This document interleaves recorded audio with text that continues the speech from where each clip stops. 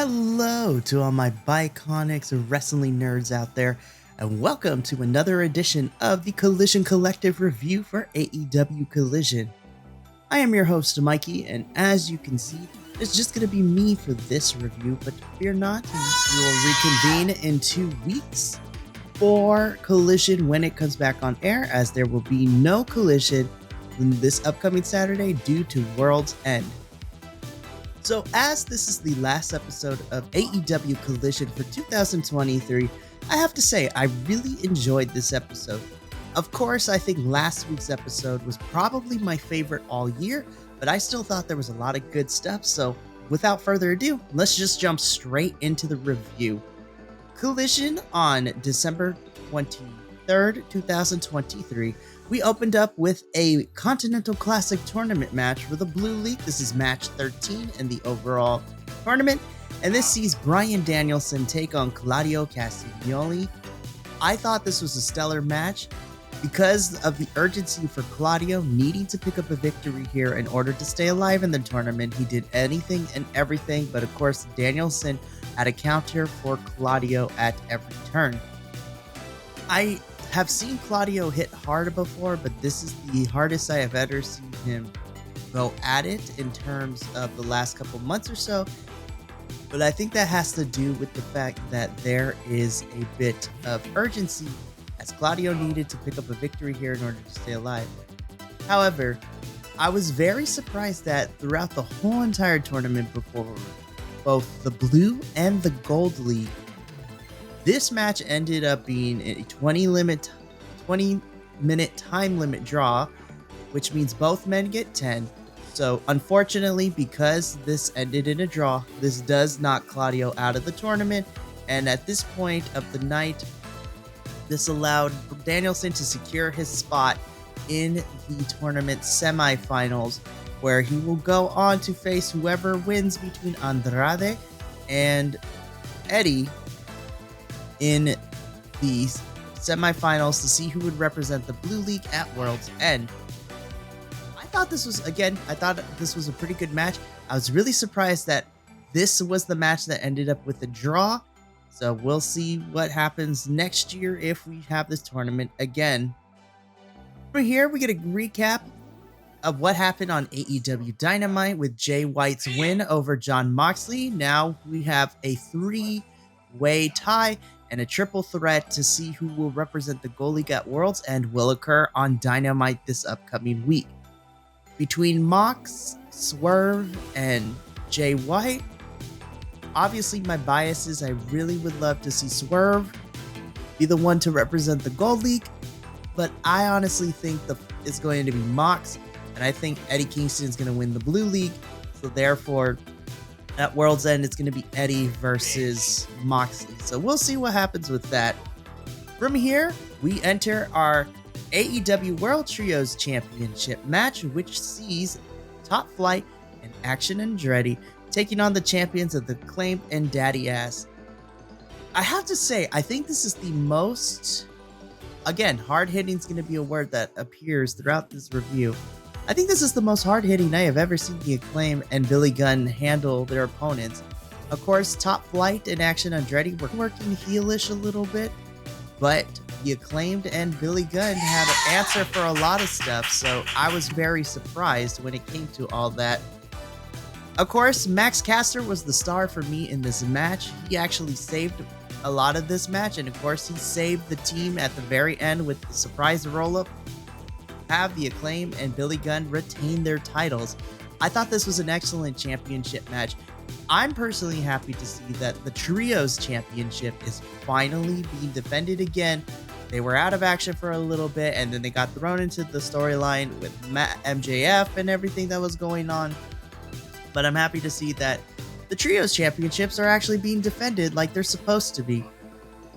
From here, we get a video package / segment that sees Hook call out Wheeler Yuta, and basically this sets up an FTW Championship match against Wheeler Yuta at World's End. So it's going to be Hook versus Wheeler Yuta for the FTW Championship at World's End. I'm very curious to see how this is going to play out, given the fact that Wheeler Yuta is the current Ring of Honor Pure Rules champion. and Hook being the FTW champion. I don't know if we're going to take the title off of Hook, but I also can't foresee Wheeler not winning this match, because I think between the two of them, again, as someone who reviews the Ring of Honor show, I don't like seeing my Ring of Honor champions get pinned, but we'll see what happens with this particular match. From here, we get a singles match, which sees Brian Cage taking on Keith Lee. This is your big meat men slapping big meat men match.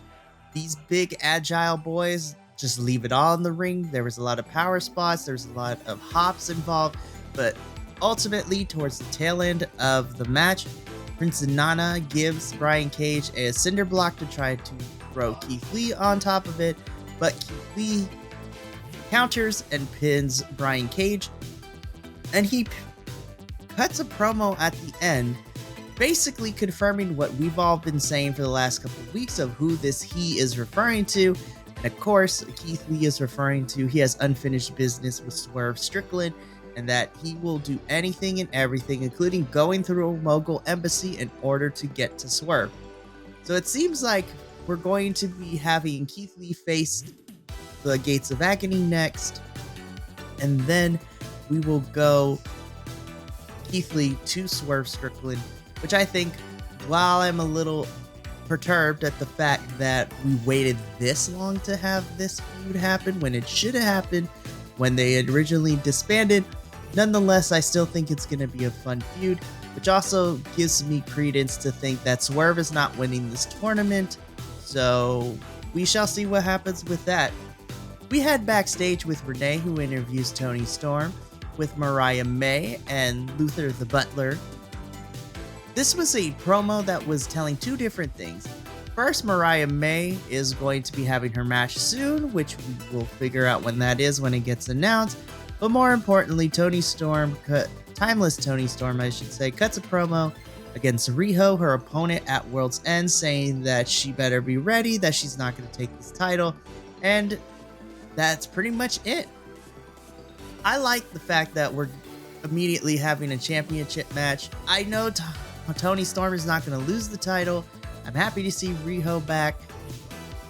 My biggest critique with this is that we've been building to this storyline, but Toni and Riho really haven't had any interactions since Riho's return, and this has really been like a 3-week build towards this championship match, which, again, Tony Khan, I've said this on multiple review shows, we need to give the women better stories and we need to book them better. Just saying we're having a championship match is not enough, and we're about to head into 2024, so I need you to do better with the women's division. From here, Christian Cage comes and cuts an in-ring promo. He is joined by Nick Wayne and Nick Wayne's mom.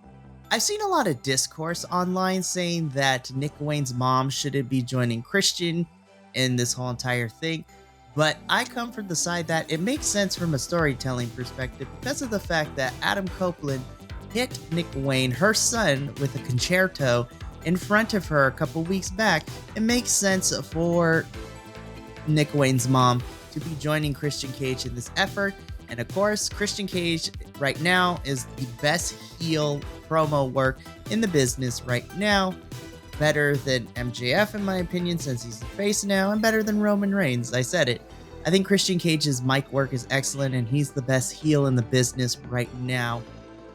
But ultimately, what this promo served as is the fact that Christian Cage does accept Adam Copeland's challenge for the TNT Championship match at World's End, and that's pretty much how this promo goes. We set up the fact that it's going to be Christian Cage defending the title against Adam Copeland at World's End for the TNT Championship in a no DQ match.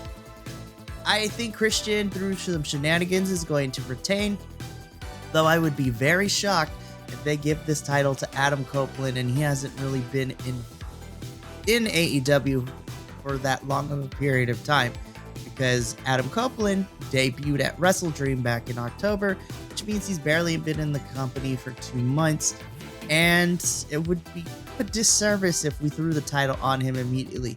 Do I think this no DQ match at World's End is going to be great? Oh, obviously.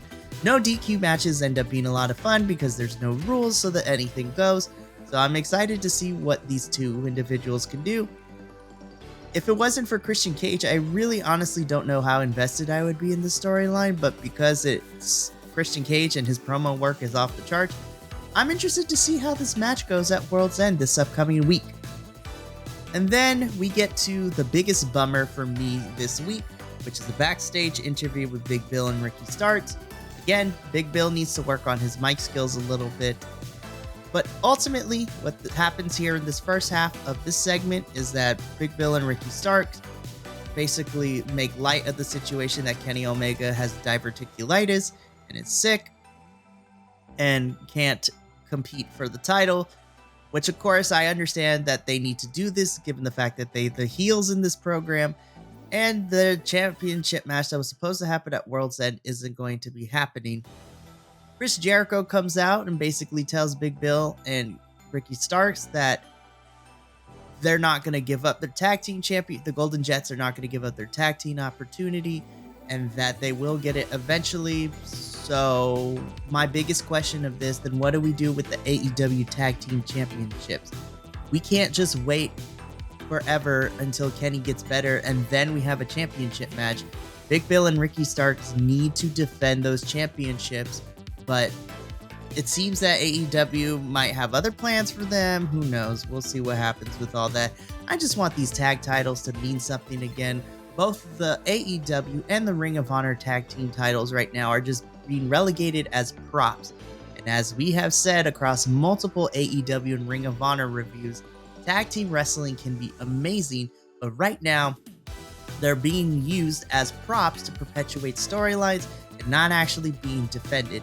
I know, and I've gotten some comments saying that I need to be grateful the fact that there's titles and that the people we like are holding them, which is fine and dandy, but if they're not being defended, they're just being props. Let's just be honest about it. And I want these titles to be defended, even if it's just like running the gauntlet, open challenge, like whatever. But let's defend the titles. That's all I'm asking. From here, we get into what surprisingly was my match of the night because I thought the in-ring was good, but the ending is what sold me as my favorite thing of the night. So this is match 14 for the Blue League in the Continental Classic tournament, where we see Brody King take on Daniel Garcia. At this point in the night, if Brody King won, he would need something else to happen in order for him to advance. But man, I was not prepared for Daniel Garcia to pull an upset victory here.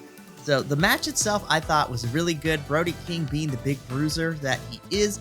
Daniel Garcia just countering Brody and then being the technician that he is. I thought these two paired very well. And I really enjoyed this match. For me personally, this was my match of the night. But the biggest shock to this whole entire thing is that Daniel Garcia kicks out of the Gonzo Bomb and then is able to pin Brody in a surprise roll-up. And Daniel Garcia ends his Continental Classic run with 3 points. And because of this upset victory, he eliminates Brody King from the tournament. I was not prepared for Daniel Garcia to lose, but I love this kind of surprise upset, and this was great. And then everything that happened afterwards was also fun. So the lights go out, and then Brody King is joined by Malachi Black and Buddy Matthews as they are beating up on Daniel Garcia.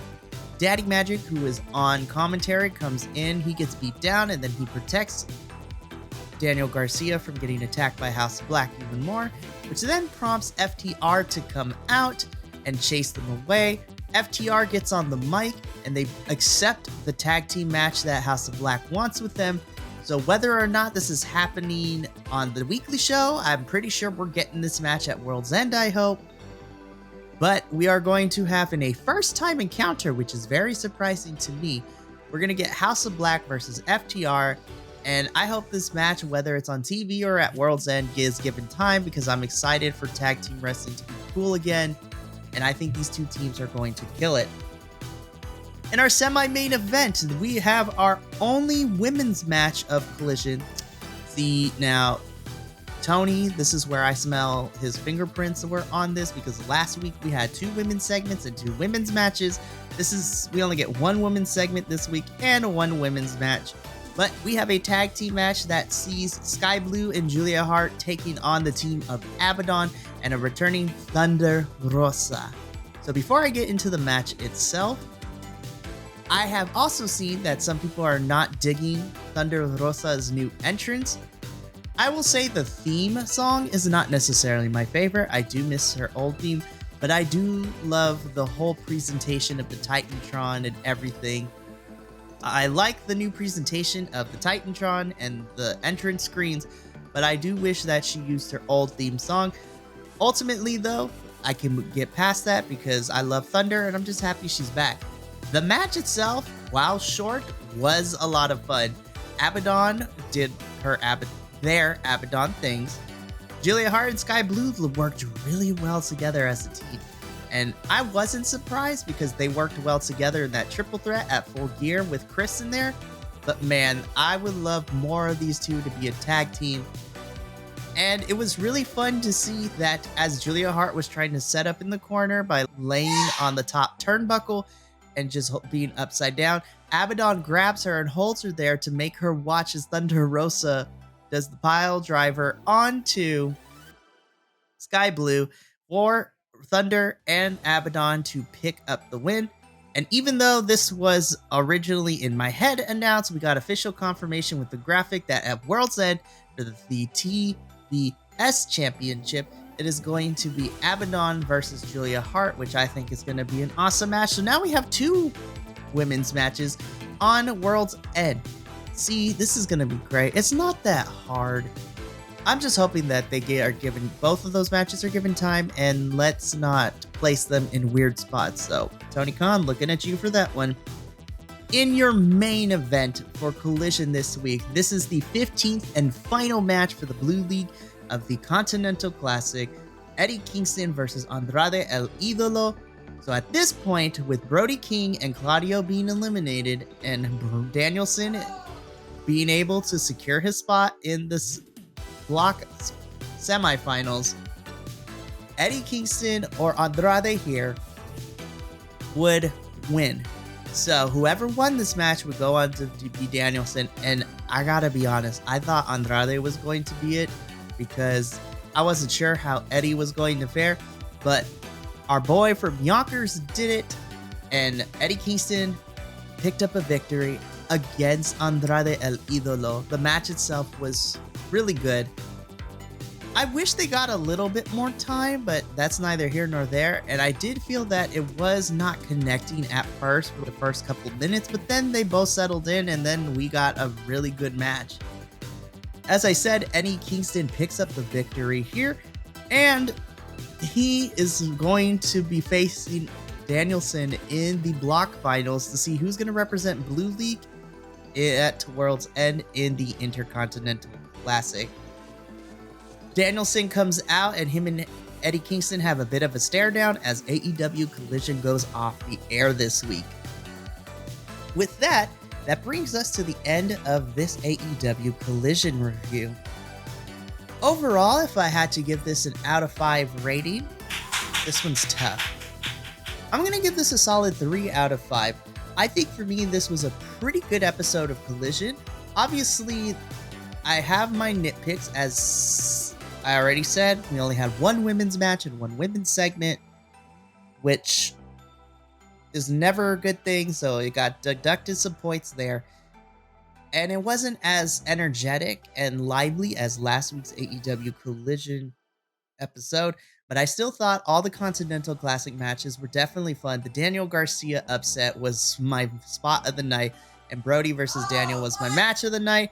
And now we know when we have who we have going to be facing off in the finals for each block. We have Eddie versus Danielson for Blue League, and then we have the triple threat of Mox, Swerve, and Jay White for the Gold League. And whoever wins those matches is going on to World's End in the finals. I'm very interested to see what happens with all that. And with World's End coming up this weekend, I'm interested to see what other matches we're going to get. But that's going to be it for this AEW Collision review. If you enjoyed this review, make sure you check out our other videos here on the Bi-Conics Wrestling Podcast YouTube channel. Follow us all over the social medias at BC WrestlePod. And as always, if you want to hear more unhinged opinions, make sure you subscribe to our podcast, wherever podcasts can be found at the Bi-Conics Wrestling Podcast. From myself, my other two hosts, Adolfo and Luis, and the rest of the Bi-Conics boys, remember, take care of yourself, love one another, and as always, stay Bi-Conic, you beautiful bastards. We'll see you for the next review.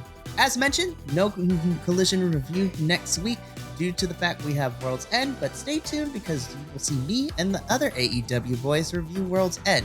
But until then, see you later. Ta-ta for now.